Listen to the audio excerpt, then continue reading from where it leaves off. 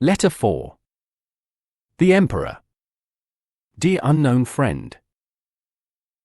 The less superficial a person is, and the more he knows and is capable of, the greater is his authority.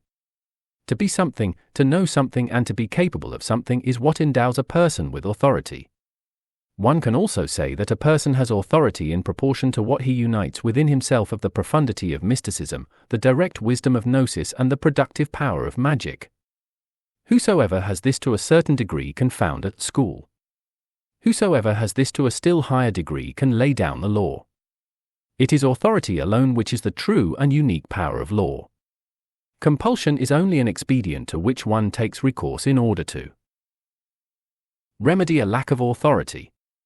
Where there is authority, i.e. where there is present the breath of sacred magic filled by the rays of light of gnosis emanated from the profound fire of mysticism, their compulsion is superfluous. Now, the Emperor of the fourth Arcanum of the Tarot does not have a sword or any other weapon. He rules by means of the scepter, and by the scepter alone. This is why the first idea that the card naturally evokes is that of the authority underlying law. The thesis which proceeds from meditation on the three preceding arcana is that all authority has its source in the ineffable divine name YHVH and that all law derives from this. The implication here is that the human bearer of true authority does not replace divine authority but, on the contrary, cedes his place to it. He has to renounce something to this end. The card teaches us in the first instance that the Emperor has renounced compulsion and violence. He has no weapons. His right hand holds the scepter forward, on which his gaze is fixed, and his left hand holds his tightly fastened belt. He is neither standing nor sitting. He is simply leaning back against a lowered throne and has only one foot placed on the ground. His legs are crossed. The shield adorned with an eagle rests on the ground at his side. Lastly, he is wearing a large and heavy crown. The context of the card expresses active renunciation rather than the renunciation of constraint alone. The Emperor has renounced ease, being not seated. He has renounced walking, being in a leaning position and having his legs crossed. He may neither advance in order to take the offensive, nor move back in order to retreat. His station is by his seat and his coat of arms. He is on sentry duty and as such he does not have freedom of movement. He is a guardian bound to his post. What he guards is fundamentally the scepter. Now the scepter is not an implement with which one is empowered to do something or other. It is, from a practical point of view, a symbol serving nothing. The Emperor has therefore renounced all action, having pledged his right hand to the scepter that he holds before him, whereas his left hand holds his fastened belt. It is no longer free, because the Emperor restrains himself with it. It serves the function of holding the impulsive and instinctive nature of the Emperor in check, so that it does not intervene and divert him from his post as guardian. The Emperor has therefore renounced movement by means of his legs and action by means of his arms. At the same time, he wears a large and heavy crown, and we have already meditated on the meaning of the crown with regard to that of the Empress, which has a double meaning. It is the sign of legitimacy, on the one hand, but it is also the sign of a task or a mission by which the crown is charged from above. Thus every crown is essentially a crown of thorns. Not only is it heavy, but also it calls for a painful restraint with regard to the thought and free or arbitrary imagination of the personality. It certainly emits rays outwards, but these same rays become thorns for the personality within. They play the role of nails piercing and crucifying each thought or image of the personal imagination. Here true thought receives confirmation and subsequent illumination, false or irrelevant thought is riveted and reduced to impotence. The crown of the Emperor signifies the renunciation of freedom of intellectual movement, just as his arms and legs signify his renunciation of freedom of action and movement. He is deprived of the three so-called natural liberties of the human being, those of opinion, word, and movement. Authority demands this. But this is not all. The shield bearing an eagle rests on the ground at his side. The Emperor does not hold it with his hand, as the Empress does. The shield is certainly there, but it belongs rather to the throne than to the person of the Emperor. This means to say that the purpose for which the Emperor is on sentry duty is not his but that of the throne. The emperor does not have a personal mission, he has renounced this in favor of the throne. Or, in esoteric terms, he has no name, he is anonymous, because the name, the mission, belongs to the throne. He is not there in his own name but rather in the name of the throne. This is the fourth renunciation of the emperor, the renunciation of a personal mission or a name, in the esoteric meaning of the word. It is said that nature has a horror of emptiness, horror vacui. The spiritual counter-truth here is that the spirit has a horror of fullness. It is necessary to create a natural emptiness, and this is what renunciation achieves, in order for the spiritual to manifest itself. The Beatitudes of the Sermon on the Mount, Matthew v. 3-12, state this fundamental truth. The first Beatitude, "Blessed are the poor in spirit, for theirs is the kingdom of heaven," means to say that those who are rich in spirit, who are filled with the spiritual kingdom of man, have no room for the kingdom of heaven. Revelation presupposes emptiness, space put at its disposal, in order to manifest itself. This is why it is necessary to renounce personal opinion in order to receive the revelation of the truth, personal action in order to become an agent for sacred magic, the way, or method, of personal development in order to be guided by the Master of Ways, and one's personally chosen mission in order to be charged with a mission from above. The emperor has established in himself this fourfold emptiness. This is why he is emperor, this is why he is authority. He has made a place in himself for the divine name YHVH, which is the source of authority. He has renounced personal intellectual initiative, and the emptiness which results is filled by divine initiative or the YOD of the sacred name. He has renounced action and movement, and the void which results is filled by revelationary action and magical movement from above, i.e. by the H and VAU of the divine name. Finally, he has renounced his personal mission, he has become anonymous, and the emptiness which results is filled with authority, or the second H of the divine name, i.e. he becomes the source of law and order. Lao Tzu reveals the arcanum of authority in his Tao Te Ching. He says, 30 spokes unite in one nave, and because of the part where nothing exists we have the use of a carriage wheel. Clay is molded into vessels, and because of the space where nothing exists we are able to use them as vessels. Doors and windows are cut out in the walls of a house, and because they are empty spaces, we are able to use them. Therefore, on the one hand we have the benefit of existence, and on the other, we make use of non-existence, and again happy smiley be humble, and you will remain entire. Be bent, and you will remain straight. Be vacant, and you will remain full. Be worn, and you will remain new. He who has little will receive.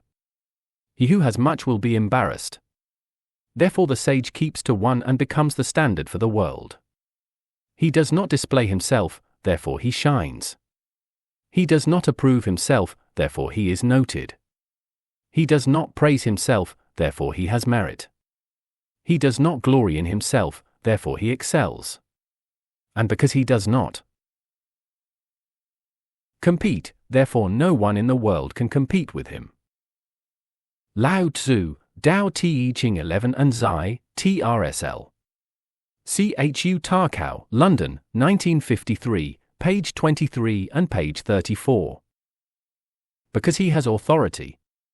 God governs the world by authority, and not by force.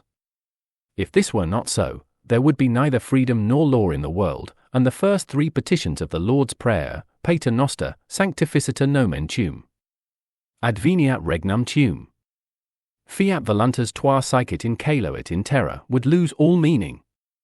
He who prays these petitions does so solely with the purpose of affirming and increasing divine authority and not divine power. The God who is almighty, not virtually but actually, has no need at all to be petitioned that his reign may come and that his will may be done.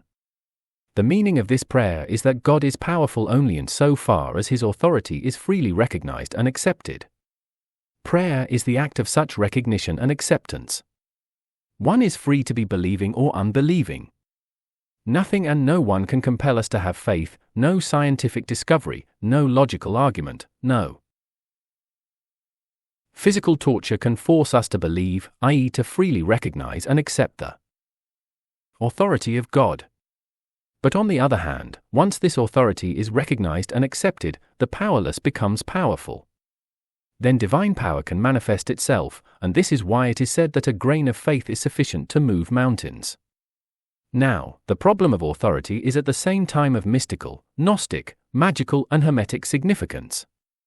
It comprises the Christian mystery of crucifixion and the mystery of withdrawal, Sod hat Simtsum, of the Lurianic Kabbalah. Here are some considerations which can help us to arrive at a most profound meditation upon this mystery. The Christian world worships the crucifix, i.e. the image expressing the paradox of Almighty God reduced to a state of extreme powerlessness. And it is in this paradox that one sees the highest revelation of the divine in the whole history of mankind. One sees there the most perfect revelation of the God of love. The Christian creed says, Crucifix etiam pro nobis sub Pontio Pilato, passus et sepultus estimated. For our sake he was crucified under Pontius Pilate, he suffered death and was buried.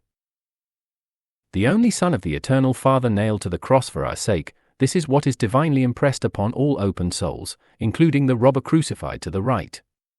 This impression is unforgettable and inexpressible. It is the immediate breath of God which has inspired and still inspires thousands of martyrs, confessors of the faith, virgins, and recluses.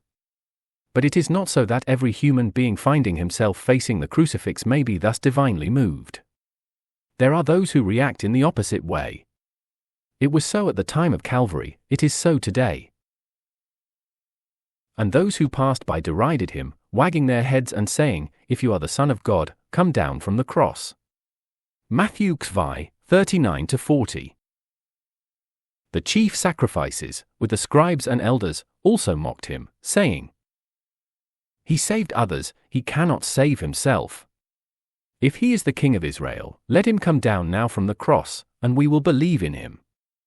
He trusts in God, let God deliver him now, if he loves him. Matthew 42-43. This is the other reaction. Nowadays we encounter exactly the same, for example, in Soviet radio broadcasts from Moscow. The argument from Moscow is always the same: if God exists, he must know that we, the communists, dethrone him. Why does he not give a visible sign, if not of his power, at least of his existence? Why does he not defend his own interests? This is in other words the old argument, come down from the cross, and we will believe in you. I cite these well-known things because they reveal a certain dogma underlying them. It is the dogma or philosophical principle which states that truth and power are identical, that which is powerful is true and that which is powerless is false. According to this dogma or philosophical principle, which has become that of modern technological science, power is the absolute criterion and supreme ideal of truth. Only that which is powerful is of the divine. Now there are open and secret worshippers of the idol of power, for it is an idol and the source of all idolatry, also in Christian factions or in religious and spiritual circles in general. I am not speaking about Christian or spiritually minded princes or politicians who covet power, but rather about the adherents to doctrines advancing the primacy of power. Here there are two categories: those who aspire to the ideal of the Superman, and those who believe in a God that is actually almighty and therefore responsible for all that happens. Amongst esotericists, occultists and magicians there are many, be it openly or secretly, who aspire to the ideal of the Superman. In the meantime, they often pose as masters or high priests worthy of the acclaim of the future Superman. They are, at the same time, singularly in agreement in that they raise God far, very far, to the heights of absolute abstraction so that he does not discomfort them by his too concrete presence, and in order that they have room for themselves to be able to develop their own greatness without the rival grandeur of the divine to discomfort them. They build their individual towers of Babel which fall, as a rule, according to the law of all towers of Babel, and experience, sooner or later, a salutary fall, as is the teaching of the 16th card of the tarot. They do not fall from a real height into a real abyss, it is only from an imaginary height that they fall, and they fall only to the ground, i.e. they learn the lesson that we human beings of today have all learned or have still to learn. The worship of the idol of power conceived of as the Superman, above all when one identifies oneself with it, is relatively inoffensive, being fundamentally infantile. But this is not so with the other category of power. Worshippers, namely those who project this ideal onto God himself. Their faith in God depends only on the power of God. If God was powerless, they would not believe in him. It is they who teach that God has created souls predestined to eternal damnation and others predestined to salvation. It is they who make God responsible for the entire history of the human race, including all its atrocities. God, they say, chastises his disobedient children by means of wars, revolutions, tyrannies, and other similar things. How could it be otherwise?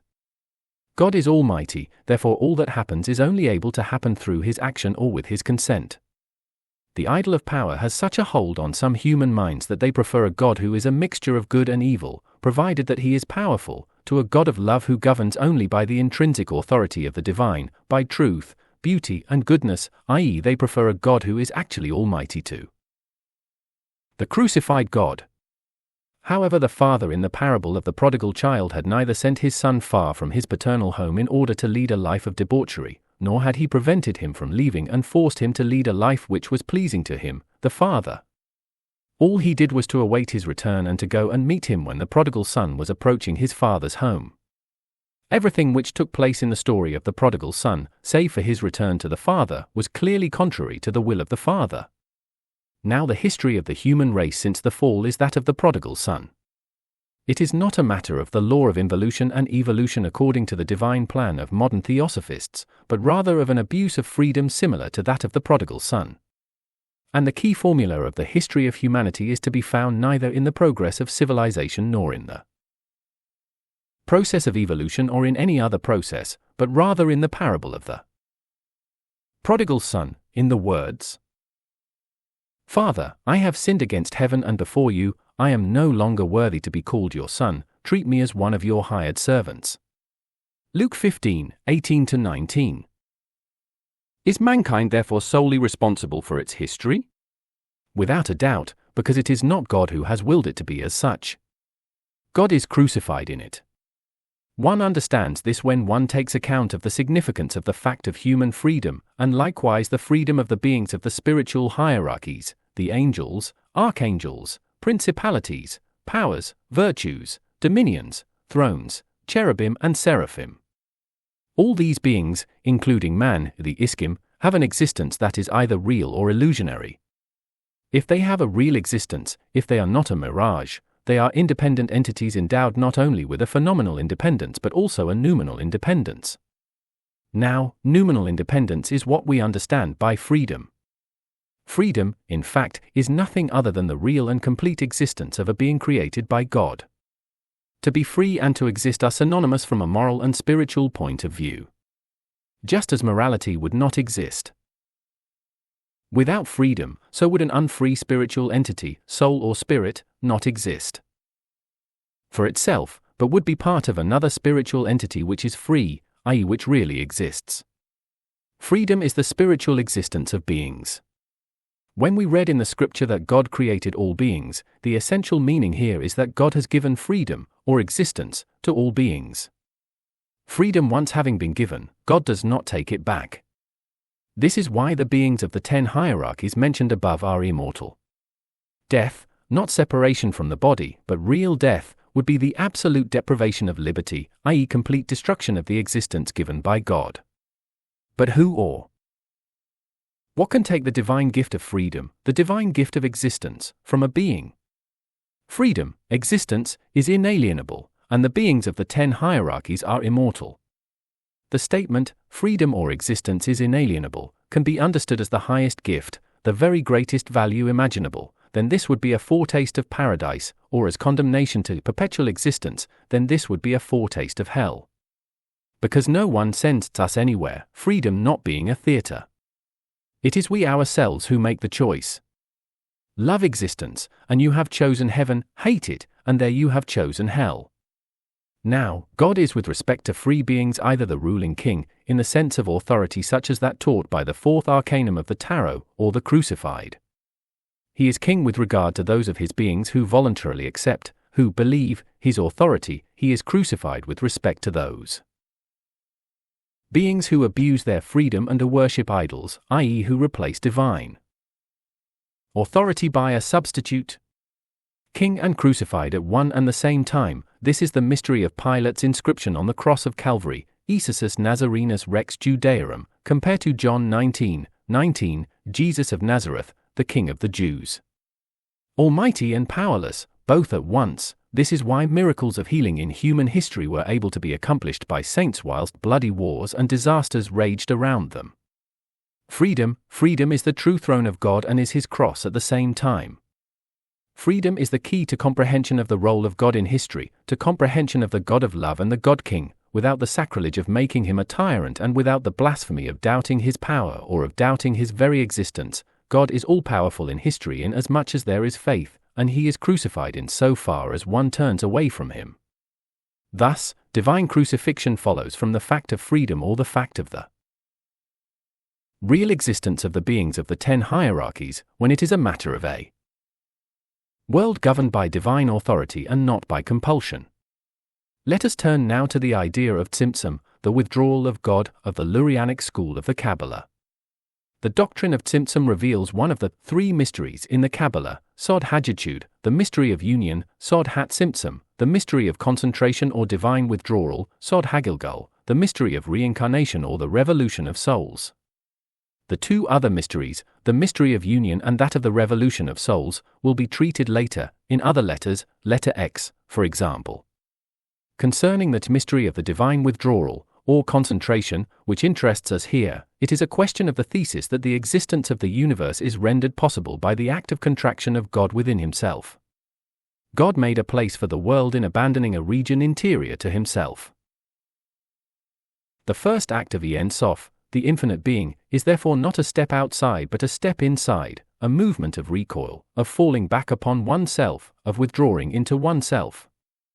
Instead of emanation we have the opposite, contraction. The first act of all is not an act of revelation but one of limitation. Only in the second act does God send out a ray of his light and begin his revelation, or rather his unfolding as God the Creator, in the primordial space of his own creation. More than that, every new act of emanation and manifestation is preceded by one of concentration and retraction. Gershom G. Scholem, Major Trends in Jewish Mysticism, London, 1955, page 261. In other words, in order to create the world ex nihilo, God had first to bring the void itself into existence. He had to withdraw within in order to create a mystical space, a space without his presence, the void. And it is in thinking this thought that we assist at the birth of freedom. For, as Berdyaev has formulated it, freedom is not determined by God, it is part of the nothing out of which God created the world. Nicholas Berdyaev, The Destiny of Man, London, 1937, page 33. The void, the mystical space from which God withdrew himself through his act of Tzimtzum, is the place of origin of freedom, i.e. the place of the origin of an existence which is absolute potentiality, not in any way determined. And all of the beings of the 10 created hierarchies are the children of God and freedom, born of divine plenitude and the void. They carry within themselves a drop of the void and a spark of God.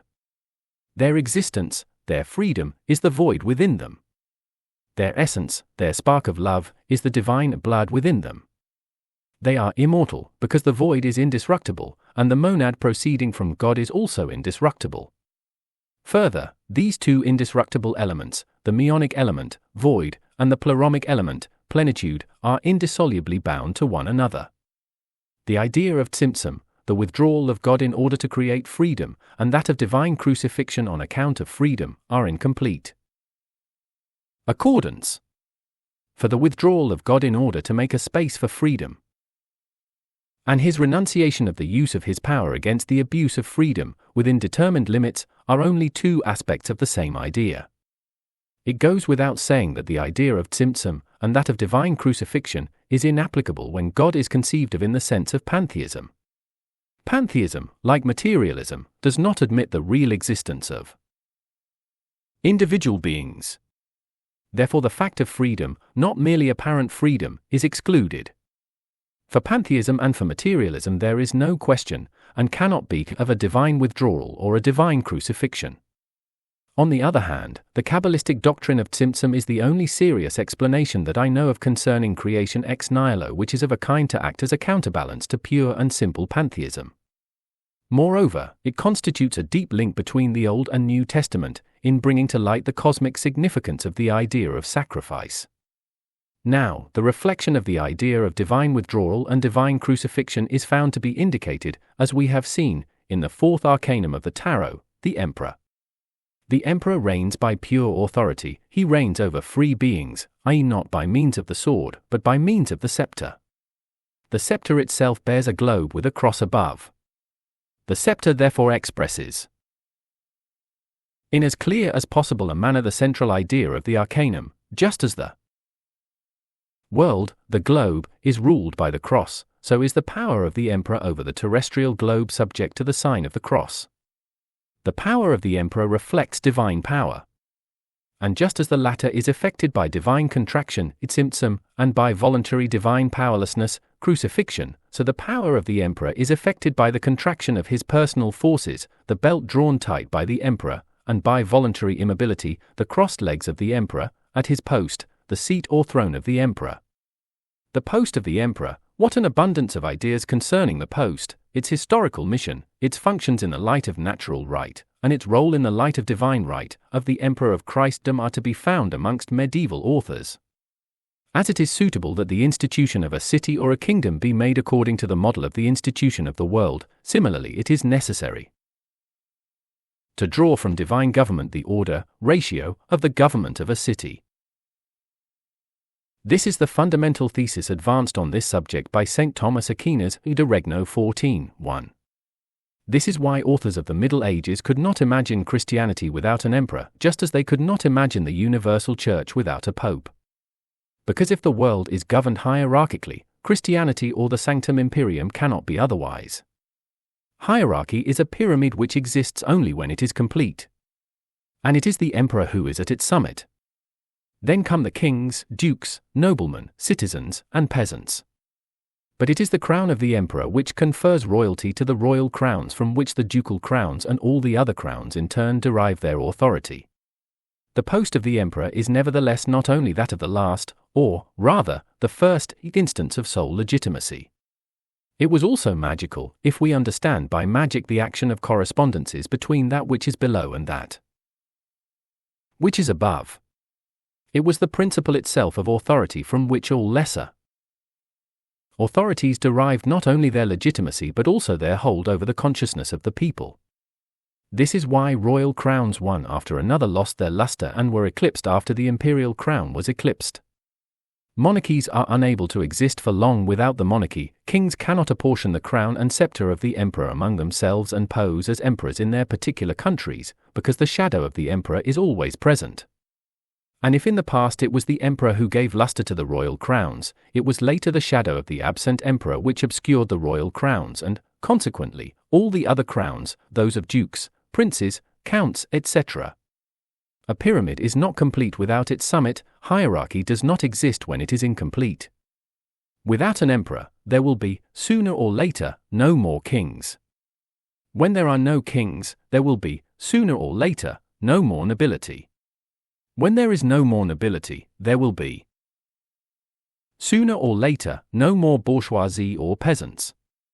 This is how one arrives at the dictatorship of the proletariat, the class hostile to the hierarchical principle, which latter, however, is the reflection of divine order. This is why the proletariat professes atheism. Europe is haunted by the shadow of the emperor. One senses his absence just as vividly as in former times one sensed his presence. Because the emptiness of the wound speaks, that which we miss knows how to make us sense it. Napoleon, eyewitness to the French Revolution, understood the direction which Europe had taken, the direction towards the complete destruction of hierarchy. And he sensed the shadow of the emperor. He knew what had to be restored in Europe, which was not the royal throne of France, because kings cannot exist for long without the emperor, but rather the imperial throne of Europe. So he decided to fill the gap himself. He made himself emperor and he made his brothers kings. But it was to the sword that he took recourse. Instead of ruling by the scepter, the globe bearing the cross, he made the Decision to rule by the sword. But all who take up the sword will perish by the sword. Matthew 5:52. Hitler also had the delirium of desire to occupy the empty place of the emperor. He believed he could establish the 1,000-year empire of tyranny by means of the sword. But again, all those who take up the sword will perish by the sword. No, the post of the emperor does not belong any longer either to those who desire it or to the choice of the people. It is reserved to the choice of heaven alone. It has become a cult. And the crown, the scepter, the throne, the coat of arms of the emperor are to be found in the catacombs. In the catacombs, this means to say, under absolute protection. Now, the emperor on the fourth card is alone, without a court or retinue. His throne is in no way to be found in a room of the imperial palace, but rather in the open in an uncultivated field, not located in a town. A meager clump of grass by his foot is there as the whole imperial court, as all the witnesses of his imperial splendor. But the clear sky is spread above him. He is a silhouette on the background of the sky. Alone in the presence of the sky, this is how the emperor is. One could ask, why is the astonishing fact that the emperor is found with his throne in the open air, under the starry sky, if you wish, overlooked by so many authors on the tarot? Why have they not stated the fact that the emperor is alone, without a court or retinue? I believe that it is because it is rarely that one lets the symbol, the image of the symbol as such, say all that it has to say through its unique context. One lets it say a little, and one is suddenly more interested in one's own thoughts, i.e. in what one has to say oneself, rather than what the symbol has to say. Yet the card is specific, the emperor is alone in open air in an uncultivated field and with a tuft of grass as his only company, save for the sky and the earth. The card teaches us the arcanum of the authority of the emperor, although it may be unrecognized, occult, unknown, and unappreciated. It is a matter of the crown, the scepter, the throne, and the coat of arms being guarded, without any witnesses other than the sky and the earth, by a solitary man leaning against the throne, with his legs crossed, wearing a crown, holding the scepter and clasping his belt. It is authority as such, and it is the post of authority as such which is expressed here. Authority is the magic of spiritual profundity filled with wisdom. Or, in other words, it is the result of magic based on gnosis due to mystical experience. Authority is the second H of the divine name YHVH. But it is not the second H taken separately, it is only when the whole divine name manifests itself. For this reason it is more correct to say that authority is the completely manifested divine name. The completely manifested divine name signifies at the same time a post, the post of the emperor, or the state of consciousness of the complete synthesis of mysticism, gnosis, and sacred magic. And it is this state of consciousness of complete synthesis which is initiation understood not in the sense of ritual nor in the sense of the possession of information held to be secret, but rather in the sense of the state of consciousness where eternity and the present moment are one. It is the simultaneous vision of the temporal and the eternal, of that which is below and that which is above. The formula of initiation remains always the same. Virum sine mendatio, certum it verissimum, quod est inferius, ist sicut quod est superius, it quod est superius, ist sicut quod est inferius, ad perpetranda miracula rei unius. Tabula Smaragdana, 1-2. This unity actualized, contemplated, practiced and understood is initiation or the sanctification of the divine name in man, which is the deeper meaning of the first petition of the Pater Noster, Sanctificita Nomen Tuum. The emperor signifies the authority of initiation or of the initiate. It is due to the complete divine name, from the Kabbalistic viewpoint, to the magical great arcanum, from the point of view of magic, and to the philosopher's stone, from the standpoint of alchemy. It is, in other words, the unity and synthesis of mysticism, gnosis and magic. This unity or synthesis we have designated in the second letter as Hermetic philosophy, bound up with the Hermetic philosophical sense.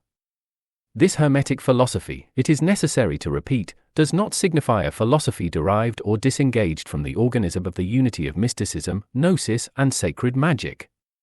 It is this very unity in manifestation. Hermetic philosophy is as inseparable from the unity. Mysticism, gnosis, magic, as is the second H from the divine name. It is authority or the manifestation of the unity, mysticism, gnosis, magic. Hermetic philosophy corresponds to the stage of verissimum, most true, in that which is verum, sine mendatio, et certum, true it is, without falsehood, and certain, in the epistemological formula of the Emerald Table. For it is this which is the summary of all mystical experience, Gnostic revelation, and practical magic. It is spontaneous mystical experience which becomes true, verum, or reflected in consciousness, gnosis, and then becomes certain, certum, through its magical realization, and which is then reflected a second time, the second H or the second gnosis, of the divine name, in the domain of pure thought based on pure experience, where it is examined and finally summarized, and thus becomes most true, verissimum. The formula, verum, sine mendatio, certum et verissimum therefore states the principle of epistemology, or gnoseology, of Hermetic philosophy, with its triple touchstone. This principle can be formulated in several ways. Here is 1. That which is absolutely subjective, pure mystical experience, it must objectivize itself in consciousness and be accepted there as true, Gnostic revelation, then prove to be certain by its objective fruits, sacred magic, and, lastly, prove to be absolutely true in the light of pure thought based on pure subjective and objective experience, Hermetic philosophy. It is a matter, therefore, of the four different senses, the mystical sense or spiritual touch, the Gnostic sense or spiritual hearing, the magical sense or sense of spiritual vision, and, lastly, the Hermetic philosophical sense or sense of spiritual comprehension. The triple touchstone of Hermetic philosophy is therefore the intrinsic value of a revelation, verum, sine mendatio, its constructive fruitfulness, certum, and its concordance with earlier revelations, with the laws of thought and with all available experience, verissimum. In Hermetic philosophy something is absolutely true, therefore, only when it is of divine origin and bears fruit in conformity with its origin, and is in accordance with the categorical exigencies of thought and experience. The Hermeticist is therefore a person who is at one and the same time a mystic, a Gnostic, a magician, and a realist-idealist philosopher. He is a realist-idealist philosopher because he relies as much on experience as on speculative thought, as much on facts as on ideas, because facts and ideas are for him only two aspects of the same reality-ideality, i.e. the same truth. Hermetic philosophy, being the summary and synthesis of mysticism, gnosis, and sacred magic, is not a philosophy among other philosophies, or a particular philosophical system amongst other particular philosophical systems. Just as the Catholic Church, being Catholic or universal, cannot consider itself as a particular church among other particular churches, nor consider its dogmas as religious opinions among other religious opinions or confessions, so Hermetic philosophy, being the synthesis of all that which is essential in the spiritual life of humanity, cannot consider itself as a philosophy amongst many others.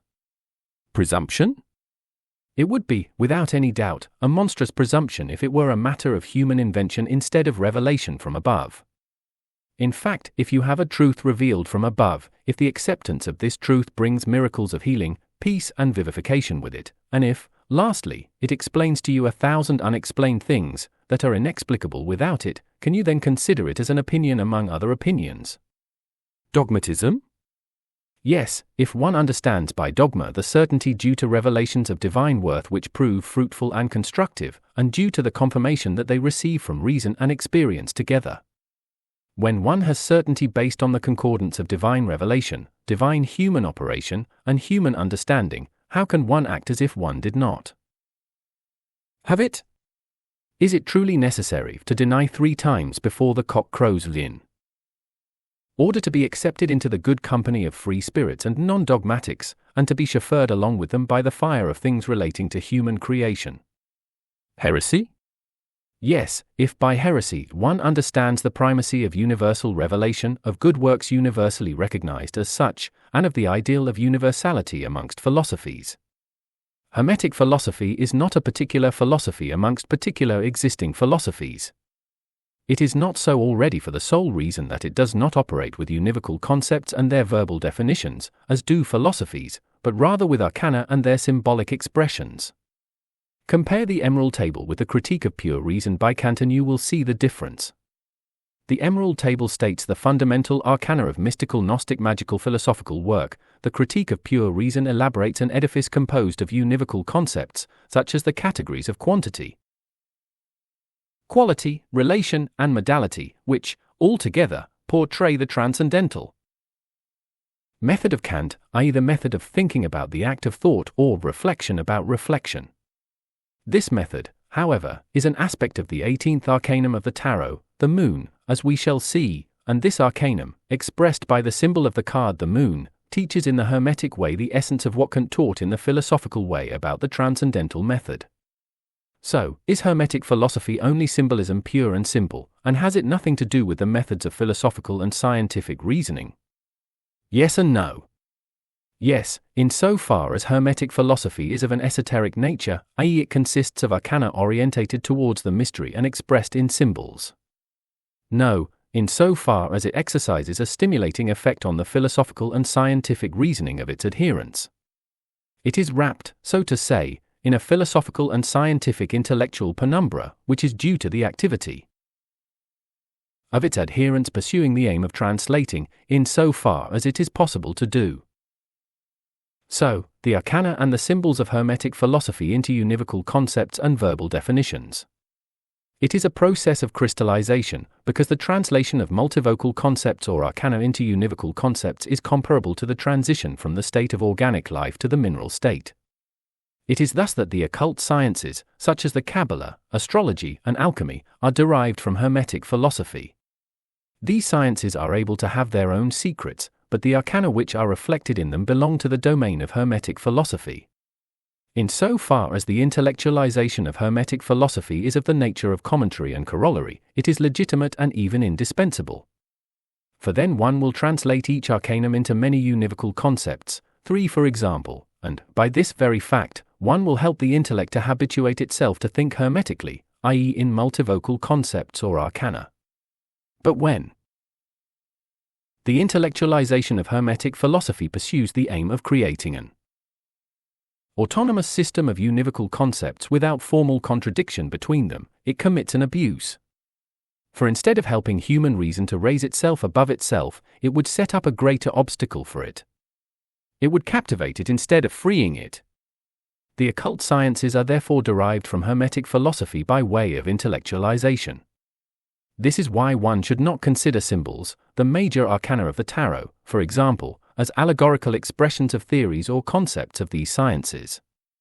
For it is the opposite which is true, it is the doctrines of the occult sciences which are derived from symbols, of the tarot or other symbols, and it is they which are to be considered as intellectually allegorical to expressions of the symbols and arcana of Hermetic esotericism. Thus, it would not do to say, the 4th card the Emperor is the symbol of the astrological doctrine concerning Jupiter. One would rather say, the arcanum of the 4th card the Emperor is also revealed in the astrological doctrine concerning Jupiter. The correspondence as such remains intact, but there is a world of difference between these two statements here.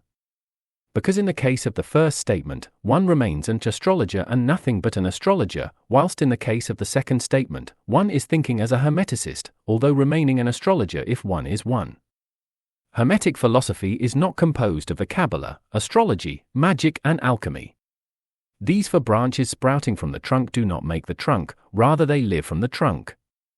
The trunk is the manifested unity of mysticism, gnosis, and sacred magic. There are no theories, there is only experience, including here the intellectual experience of arcana and symbols. Mystical experience is the root, the Gnostic experience of revelation is its sap, and the experience or practice of sacred magic is its wood. For this reason its teaching, or the body of its tradition, consists of spiritual exercises and all its arcana, including the arcana of the tarot, are practical spiritual exercises, whose aim is to awaken from sleep ever deeper layers of consciousness. Necessary commentaries and corollaries accompany this practice and constitute the bark of the trunk. Thus, the key to the Apocalypse of St. John is nowhere to be found, for it is not at all a matter of interpreting it with a view to extracting a philosophical, metaphysical or historical system. The key to the Apocalypse is to practice it, i.e. to make use of it as a book of spiritual exercises which awaken from sleep ever deeper layers of consciousness. The 7 letters to the churches, the 7 seals of the sealed book, the 7 trumpets and the 7 vials signify, altogether, a course of spiritual exercises composed of 28 exercises. For as the Apocalypse is a revelation put into writing, it is necessary, in order to understand it, to establish in oneself a state of consciousness which is suited to receive revelations. It is the state of concentration without effort, taught by the first Arcanum, followed by a vigilant inner silence, taught by the second Arcanum, which becomes an inspired activity of imagination and thought, where the conscious self acts together with superconsciousness, teaching of the third Arcanum.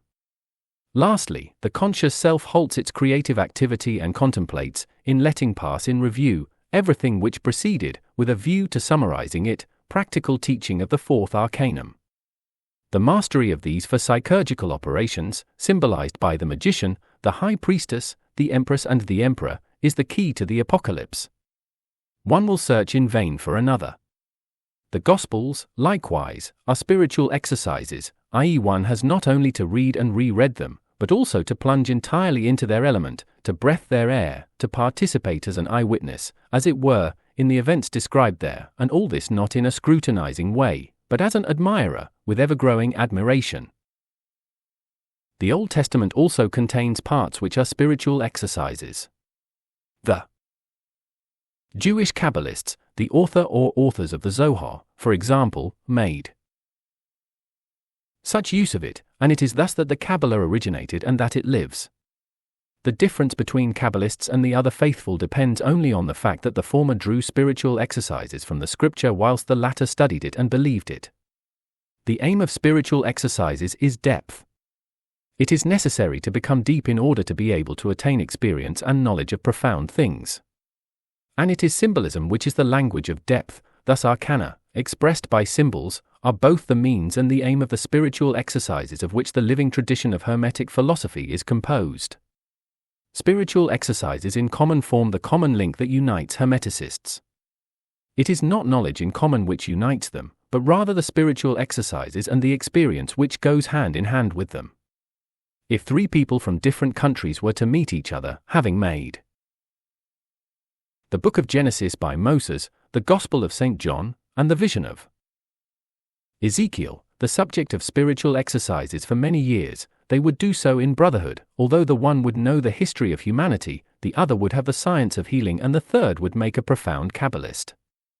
That which one knows is the result of personal experience and orientation, whilst depth, the niveau to which one attains, disregarding the aspect and extent of knowledge that one has gained, is what one has in common. Hermeticism, the Hermetic tradition, is in the first place and above all a certain degree of depth, a certain niveau of consciousness. And it is the practice of spiritual exercises which safeguards this. With respect to the knowledge of individual Hermeticists, and this is applicable to initiates also, it depends upon the individual vocation of each one of them. The task that one pursues determines the nature and the extent not only of knowledge but also of the personal experience upon which this knowledge is based. One has the experience and gains knowledge of that which is necessary for the accomplishment of the task which proceeds from one's individual vocation. In other words, one knows that which is necessary in order to be informed and to be able to orientate oneself in the domain relevant to one's individual vocation. Thus a Hermeticist whose vocation is healing would know things about the relationships existing between consciousness, the system of the lotus flowers or chakras, the nervous system and the system of endocrine glands, that another Hermeticist, whose vocation is the spiritual history of humanity, would not know. But this latter, in his turn, would know things ignored by the healer, facts of the past and of the present concerning relationships between the spiritual hierarchies and humanity, between that which took place or is taking place above and that which took place or is taking place below. But this knowing, in so far as it is not a matter of arcana, consists of facts, though often of a purely spiritual nature, and not theories. Thus, for example, reincarnation is in no way a theory which one has to believe or not believe. In Hermeticism no one would dream of putting forward a case in order to persuade, or even to dissuade, people of the truth of the reincarnationist theory. For the Hermeticist, it is a fact which is either known through experience or ignored. Just as one does not make propaganda for or against the fact that we sleep at night and wake up anew each morning, for this is a matter of experience, so is the fact that we die and are born anew a matter of experience, i.e., either one has certainty about it or else one does not. But those who are certain should know that ignorance of reincarnation often has very profound and even sublime reasons associated with the vocation of the person in question. When, for example, a person has a vocation which demands a maximum of concentration in the present, he may renounce all spiritual memories of the past. Because the awakened memory is not always beneficial, it is often a burden. It is so, above all, when it is a matter of a vocation which demands an attitude entirely free of all prejudice, as is the case with the vocations of priest, doctor, and judge. The priest, doctor, and judge have to concentrate themselves in such a way on the tasks of the present that they must not be distracted by memories of former existences. One can perform miracles without the memory of former lives, as was the case with the holy vicar of Ars, and one can also perform miracles, wholly in possession of this memory, as was the case with Monsieur Philip of Lyons. For reincarnation is neither a dogma, i.e. a truth necessary for salvation, nor a heresy, i.e. contrary to a truth necessary for salvation. It is simply a fact of experience, just as sleep and heredity are. As such, it is neutral. Everything depends on its interpretation.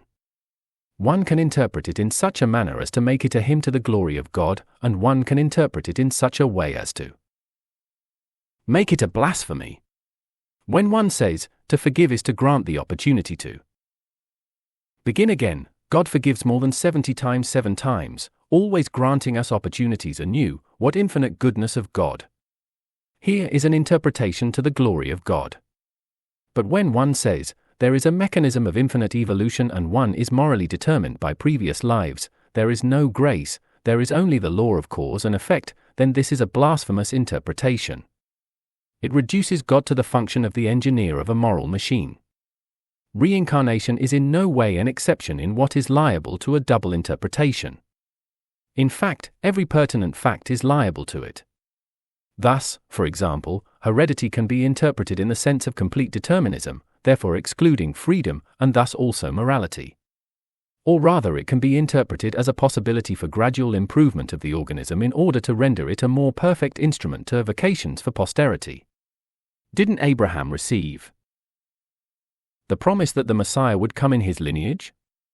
Wasn't this same promise given to David?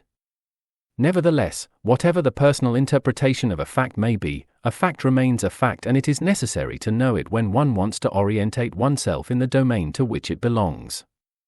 Thus, Hermeticists have knowledge of diverse facts, according to their personal vocations, but Hermetic philosophy is nevertheless not the sum total of knowledge acquired by individuals. It is an organism of arcana expressed in symbols which are at the same time both spiritual exercises and their resulting aptitudes. An arcanum practiced as a spiritual exercise for a sufficient length of time becomes an aptitude. It does not give the pupil knowledge of new facts, but makes him suited to acquire such knowledge when he has need of it. Initiation is the capacity of orientating oneself in every domain and of acquiring their knowledge of relevant facts, the key facts. The initiate is one who knows how to attain knowledge, i.e., who knows how to ask, seek, and put into practice the appropriate means in order to succeed. Spiritual exercises alone have taught him no theory or doctrine, however luminous, may in any way have rendered him capable of knowing how to know. Spiritual exercises have taught him practical sense, and in Hermetic philosophy there is no other sense than the practical, and the infallible effectiveness of the arcanum of the three united endeavors, which is the basis of every spiritual exercise and every arcanum, namely, ask, and it will be given you, seek, and you will find, knock, and it will be opened to you. Luke 11:9. Thus, Hermetic philosophy does not teach what one ought to believe concerning God, man, and nature, but it teaches rather how to ask, seek, and knock in order to arrive at mystical experience, Gnostic illumination, and the magical effect of that which one seeks to know about God, man, and nature. And it is after having asked, sought, and knocked, and after one has received, found, and gained access, that one knows. This kind of knowing, the certainty of the synthetic comprehension of mystical experience, Gnostic revelation, and magical effect, is the Emperor. This is the practical teaching of the fourth card of the tarot. It is a matter here of the development and usage of the fourth spiritual sense, i.e. the Hermetic philosophical sense, following the development and usage of the mystical, Gnostic, and magical senses. The aptitude for knowing how to know is the characteristic trait essential to this sense. We have defined it above, second letter, as the sense of synthesis. Now we are able to advance and to do so in a much more profound way in defining it as the initiate sense, or the sense of orientation and acquisition of knowledge of essential facts in every domain. How does this sense function? There is reason to indicate in the first instance that it is not identical with what one customarily designates as metaphysical sense, since the metaphysical sense of metaphysicians is the taste and capacity for living in abstract theories, the liking for the abstract, whilst the Hermetic philosophical sense is on the contrary due to the orientation towards the concrete, spiritual, psychic, and physical. Whilst the metaphysical sense operates with the concept of God, the Hermetic philosophical sense is orientated towards the living God, the spiritual, concrete fact of God. The Christian celestial Father and the Ancient of Days of the Kabbalists is not an abstract concept, it is not a notion, but rather a being. The metaphysical sense works in such a manner as to deduce, by way of abstraction, the laws of facts and the principles of laws. The Hermetic philosophical sense, or initiate sense, in contrast, perceives through the facts the entities of the spiritual hierarchies, and through them the living God. For the initiate sense, the space between the supreme principle and the domain of facts is not peopled with laws and principles, but rather with living spiritual beings, each endowed with a manner, look, voice, way of speaking and name. For the initiate sense, the Archangel Michael is not a law or principle. He is a living being whose face is invisible because it has given place to the face of God. This is why he has the name Michael, i.e., he who, Mi, is as Kha, God, El. No one could endure the vision of the face of Michael, because he is Khal, i.e., like unto God. The Hermetic philosophical sense, or initiate sense, is that of concrete spiritual realities. The Hermeticist explains facts not by laws obtained by abstraction nor, much less still, by principles obtained by active abstraction, but rather by proceeding from abstract facts to more concrete beings in order to arrive at that which is the most concrete, that alone in existence which is absolutely concrete, i.e. God. Because for the initiate sense, God is that which is most real, and therefore most concrete. In fact, amongst all that exists, God is that alone which is absolutely real and concrete, whilst created beings are only relatively real and concrete, and what we designate as concrete fact is in reality only an abstraction from divine reality. This does not mean to say that the Hermeticist is incapable of abstraction and that he necessarily neglects laws and principles. He is a human being and therefore also possesses the metaphysical sense. In possessing it, he makes use of it like everyone. But what makes him a Hermeticist, in the sense of the Emperor of the Tarot, is the Hermetic philosophical sense. He is as much a Hermeticist as he is endowed with the Hermetic philosophical sense and makes use of it, whilst the metaphysical sense alone would never make a Hermeticist, in the proper sense of the word. Is this not the tragedy of René Guénon who, being gifted with a developed metaphysical sense and yet lacking the Hermetic philosophical sense, sought, always and everywhere, the concrete spiritual?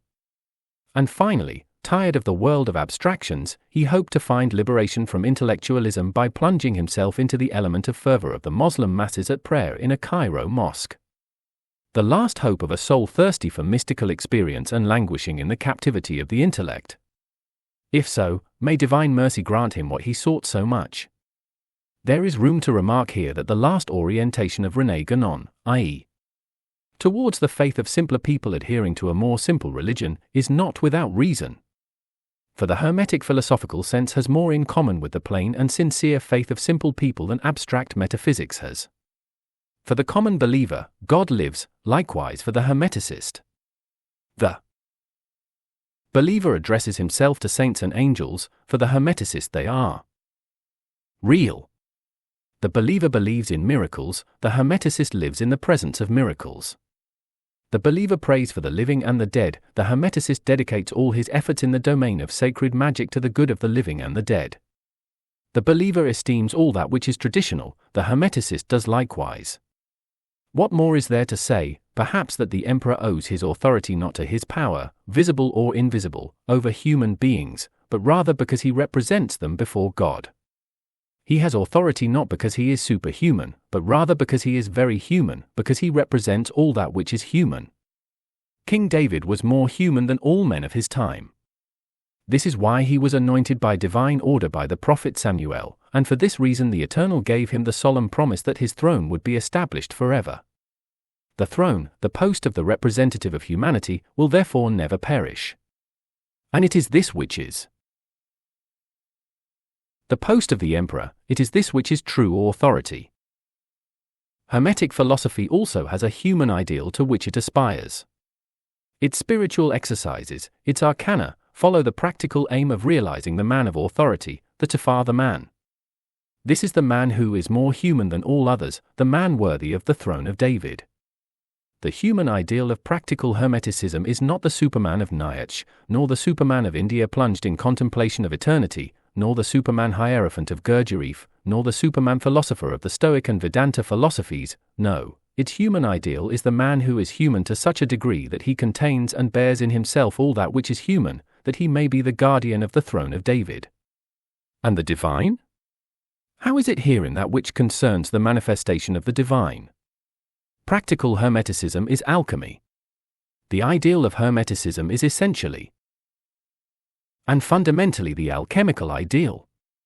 This means to say, the more one becomes truly human, the more one manifests the divine element underlying human nature, which is the image and likeness of God, Genesis I, 26.